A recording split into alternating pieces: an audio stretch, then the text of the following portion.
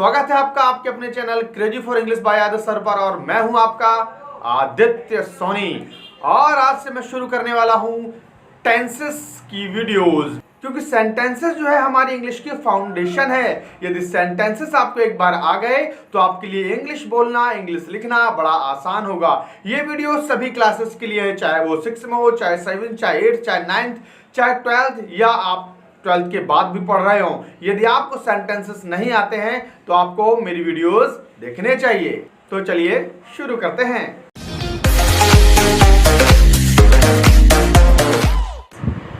Tense 3 प्रकार के होते हैं, प्रेजेंट, पास्ट और फ्यूचर।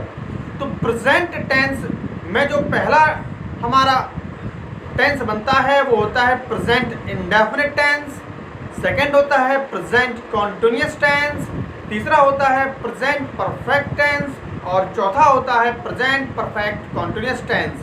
तो आज हम बात करने वाले हैं प्रेजेंट इंडेफिनिट के बारे में, जो मैंने यहाँ पर दिया हुआ है। आप देख सकते हैं ये हमारा प्रेजेंट इंडेफिनिट टेंस में क्या इसकी हेल्पिंग वर्ब होती है, क्या इसकी पहचान होती है, क्या वर्ब लगाते हैं, verb first, second, third, fourth, fifth. जी हाँ, वर्ब की 5 फॉर्म्स होती हैं। There are 5 forms of verbs.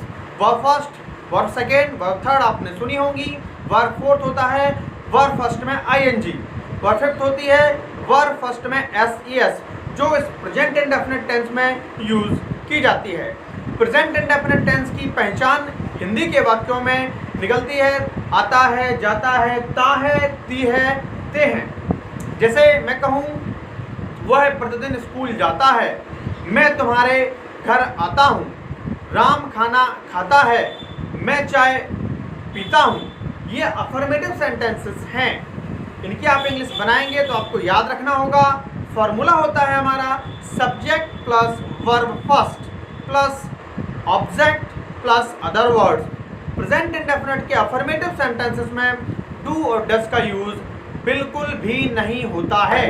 Subject के अनुसार यदि सब्जेक्ट सिंगुलर है तो हम वर्ब की फर्स्ट फॉर्म में एस या ईएस लगा देते हैं। क्लियर हुआ ना?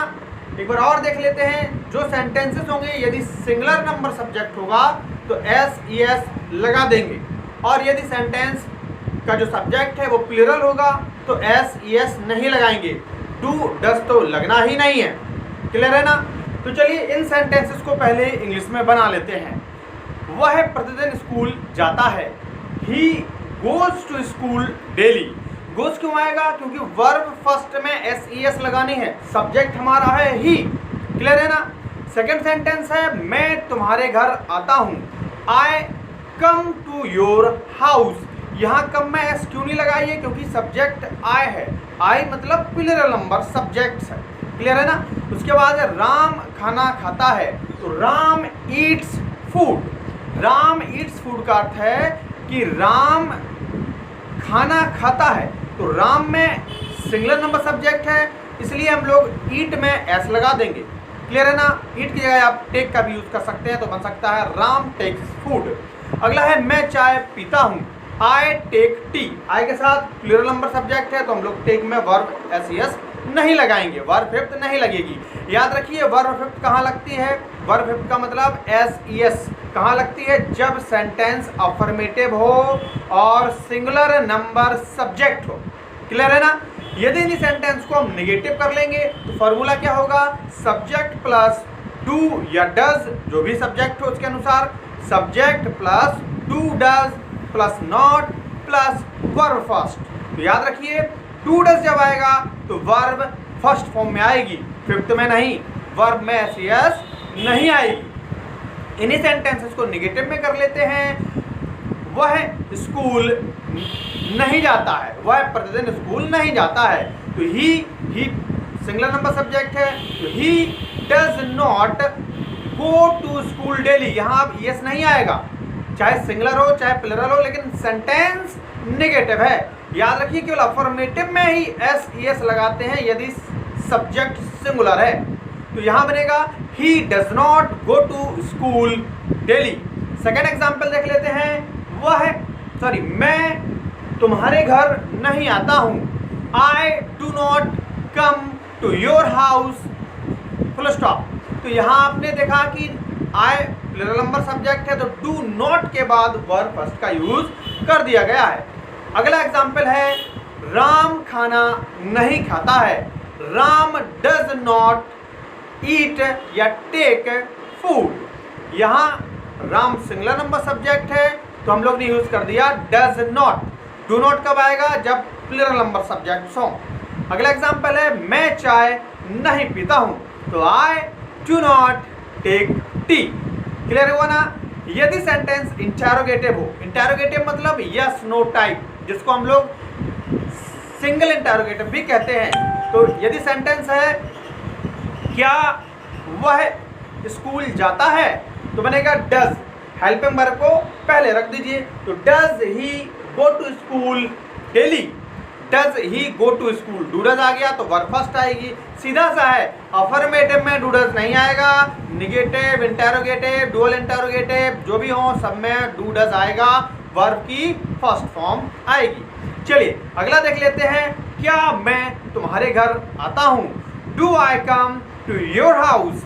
Do I come to your house. याद रखिए इनमें क्वेश्चन मार्क बहुत जरूरी है।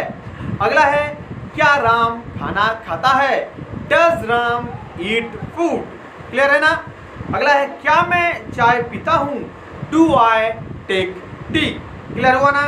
इंटरोगेटिव में डू डज को सबसे पहले लिखते हैं, उसके बाद सब्जेक्ट लिखते हैं, उसके बाद वर्ब फर्स्ट लिखते हैं, उसके बाद आप ऑब्जेक्ट या अदर वर्ड्स लगाकर क्वेश्चन मार्क जरूर लगा दीजिएगा।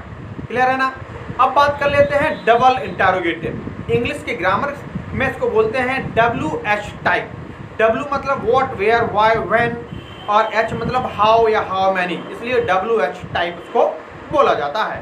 तो इसको कैसे बनाएंगे, इन्हीं एग्जाम्पल्स को डबल इंटरोगेटिव में कर लेते हैं, मतलब WH टाइप में कर लेते हैं। यही एग्जाम्पल मैं क्यों ले रहा हूँ, ताकि आपको इन सेंटेंसेस को बनाने में दिक्कत ना हो। अब मैंने कह दिया वह स्कूल क्यों जाता है ना, तो वाई लगा दीजिए। डज जो आपने पहले बनाया था ना, does he go to school, उसमें वाई जोड़ दीजिए, क्वेश्चन वर्ड पहले लगा दीजिए। Why does he go to school daily.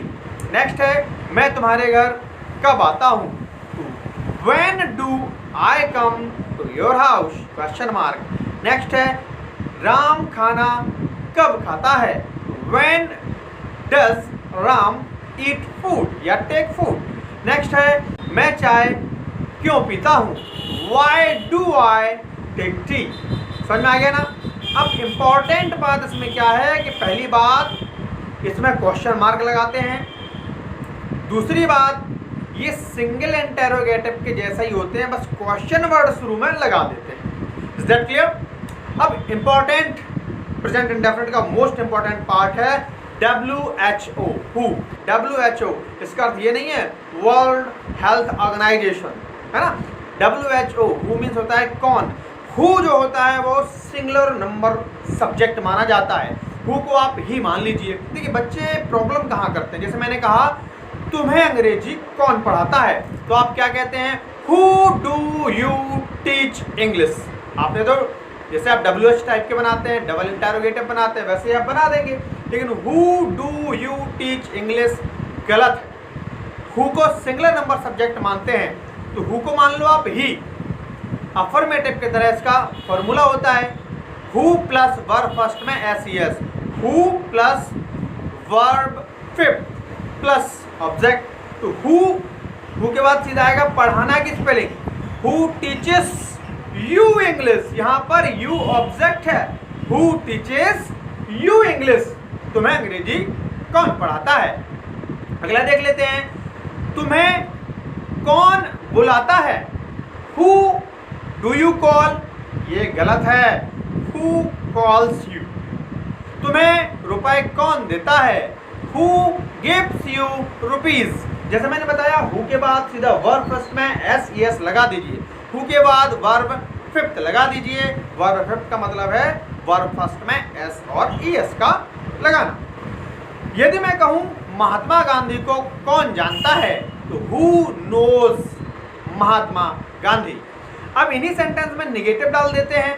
जैसे मैं कहूँ तुम्हें अंग्रेजी कौन नहीं पढ़ाता है, तो जैसे मैंने आपसे कहा हु क्या है, सिंगुलर नंबर सब्जेक्ट, नेगेटिव बना रहे हैं तो who plus does not plus verb first. Clear है ना? Who does not teach you English, तुम्हें कौन नहीं बुलाता है। Who does not call you, question mark. Next है तुम्हें रुपए कौन नहीं देता है। Who does not give you money. Clear हुआ ना? तो हु वाले वाक्य आपको समझ में आ गए होंगे। हु वाले वाक्य जब आप बनाएं तो हु को आप सब्जेक्ट ही की तरह ट्रीट करें। जैसे तुम्हें कौन बुलाता है तो हु कॉल्स यू, हु की जगह ही लगा दो, ही कॉल्स यू, ही को आप हटा के हु लगा सकते हैं। मेरे कहने का अर्थ है who is a singular number subject. अब बात कर लेते हैं ऑलवेज और नेवर की। तो ऑलवेज और नेवर हमेशा सब्जेक्ट के बाद लगता है। ऑलवेज की हिंदी होती है हमेशा और नेवर की हिंदी होती है कभी नहीं। याद रखिए नेवर की हिंदी होती है कभी नहीं, लेकिन जब आप नेवर वाले वाक्य बनाएंगे तो उसमें डू नॉट या डज नॉट का यूज नहीं करेंगे। कैसे बनेगा सेंटेंस? वह हमेशा सत्य बोलता है। ही ऑलवेज, ही के बाद ऑलवेज स्पीक्स द ट्रुथ। अब मैं कहूँ वह कभी झूठ नहीं बोलता है तो he never tells a lie. He never tells a lie. He के बाद नेवर लगा दीजिए, फिर टेल में एस लगानी पड़ेगी, डू नॉट नहीं आएगा। ये नेवर जो है वो कभी नहीं की अंग्रेजी है, हेल्पिंग वर्ब की आवश्यकता इसमें नहीं होती है। ही नेवर टेल्स अ लाई, चूंकि ही सिंगुलर नंबर सब्जेक्ट है तो हम लोग वर्ब में एस लगा देंगे। यदि मैं कहूँ वह चाय कभी नहीं पीता है, ही नेवर टेक्स टी। मैं कहूँ तुम स्कूल कभी नहीं आते हो, you never come to school. यहाँ कम में एस क्यों नहीं लगाया? क्योंकि सब्जेक्ट क्या है? यू। क्लियर हुआ ना? ऑलवेज और नेवर का यूज सब्जेक्ट के बगल में किया जाता है। ये सेंटेंस अफर्मेटिव की तरह बनते हैं, इनमें डू डज नॉट का यूज नहीं होता है। अगला कॉन्सेप्ट है हाउ मैनी और हाउ मच का। हाउ मैनी और हाउ मच का अर्थ है कितना, कितनी, कितने। कितना, कितनी, कितने का अर्थ है कि आप अगर काउंटेबल चीज़ों के बारे में बात कर रहे हैं तो आएगा हाउ मैनी, और आप अनकाउंटेबल चीज़ों के बारे में बात कर रहे हैं तो आएगा हाउ मच। थोड़ा और इसको समझ लेते हैं। जैसे मैंने कहा कितना पानी, तो कितना के साथ जो शब्द है पानी वो साथ में इंग्लिश बनाएंगे। हाउ मच वाटर होगा कि हाउ मैनी वाटर। भाई पानी हम गिन नहीं सकते तो आएगा हाउ मच वाटर। मैंने कहा कितनी चाय तो हाउ मच टी। यदि मैं कह दूं कितने कप चाय, कितने कप चाय, तो आप कप गिन सकते हैं तो आएगा how many cups of T. या मैं कहूँ कितनी किताबें तो हाउ मैनी बुक्स आएगा, क्योंकि ये किताबें गिनी जा सकती हैं। सीधी सी बात, जो चीज़ गिनी जा सकें वहाँ हाउ मैनी लगा दीजिए, जो चीज़ ना गिनी जा सकें, तौली जाएं या नापी जाएं, वहाँ आप हाउ मच का प्रयोग करें। हाउ मैनी संख्यावाचक है, हाउ मच आपका मात्रावाचक है। तो आप सेंटेंसेस देख लेते हैं और अच्छे से क्लियर हो जाएगा। वह कितनी शक्कर खाता है, हाउ मच शुगर। जैसे मैंने कहा कितनी शक्कर, तो ये पूरा आपका साथ में आएगा। फिर हेल्पिंग वर्ब आएगी, how much sugar does he take या ईट। वह कितनी शक्कर खाता है, how much sugar does he eat. या मैं कहूँ तुम कितनी किताबें पढ़ते हो, how many books do you read. How many books do you read. अगर मैं अगला देखते हैं, मैं कहूँ तुम्हारा भाई कितनी पेंसिलें खरीदता है, हाउ मैनी पेंसिल्स, साथ में आएगा पेंसिल्स। हाउ मैनी पेंसिल्स गिनी जा सकती हैं तो हाउ मैनी आएगा, है ना। How many pencils does your brother buy, question mark जरूर लगाइएगा। अगला देखते हैं, वे कितने आम खाते हैं तो how many mangoes do they eat. How many mangoes do they eat, क्योंकि यहाँ ज़्यादा की बात हो रही है तो डू लगा दीजिए। अगला एग्जाम्पल देख लेते हैं, तुम कितना पानी पीते हो, how much water do you drink. यदि मैं कहूँ तुम कितने पैसे चाहते हो तो हाउ मच मनी। अगर मैं कहूँ तुम कितने रुपीस, तो आएगा हाउ मैनी रुपीस। रुपीस गिने जा सकते हैं, धन नहीं गिना जा सकता। How much money, how much money do you want, how many rupees do you want. क्या अंतर है? आप कितने रुपए चाहते हैं, तो चाहने की स्पेलिंग वांट, कितने रुपए हाउ मैनी, क्योंकि रुपए गिने जा सकते हैं। मैं कहूँ तुम कितना पैसा चाहते हो, कितना धन चाहते हो, तो बनेगा how much money do you want. Clear हुआ ना? सेंटेंसेस बहुत इंपॉर्टेंट हैं। फाउंडेशन जो हमारी है वो है हमारे सेंटेंसेस। यदि आपका फाउंडेशन मजबूत नहीं है, if you are not good in translation, you can not do anything further in English. क्योंकि जब सेंटेंस कंप्लीट नहीं होंगे तो ना आप रीऑर्डरिंग कर पाएंगे, ना आप एक्टिव पैसिव बना पाएंगे, ना आप फिल इन द ब्लैंक्स कर पाएंगे, ना आप स्टोरी मेकिंग कर पाएंगे, ना आप डायरेक्ट इनडायरेक्ट कर पाएंगे। तो कहने का अर्थ है पहला जो हमारा इम्पॉर्टेंट चैप्टर है, या ये कह सकते हैं इम्पॉर्टेंट मटेरियल है, वो है टेंस। तो टेंस यदि आपको अच्छे से आते होंगे तो आप बेझिझक अंग्रेजी सीख पाएंगे। Thank you for being with me. Crazy for English by Adil sir पसंद आया हो तो प्लीज़ चैनल सब्सक्राइब करें, लाइक करें और शेयर करें। Thank you everyone. वीडियो अच्छी लगी हो तो प्लीज़ लाइक, शेयर और सब्सक्राइब जरूर कर दें। Thank you very much.